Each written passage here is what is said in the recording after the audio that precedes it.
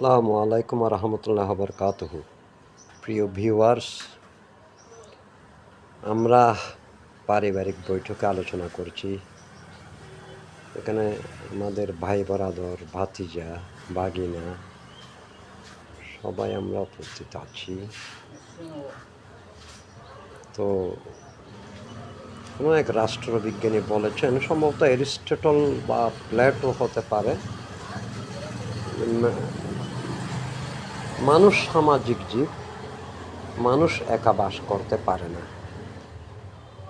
তো আসলেই man can not live alone. মানুষ একা বাস করতে পারে না।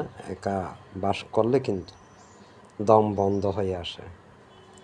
আর আমরা তো বাঙালি, আসলে আমাদের গল্প গুজব করে মাঝে মধ্যে একটু সময় কাটাতে হয়। যত স্ট্রেচে আসি না আমরা, মস্তিষ্কের নিউরনগুলো মাঝে মধ্যে জ্যাম হয়ে যায়। বর্তমান আধুনিক যুগের ভাষায় হ্যাং হয়ে যায়।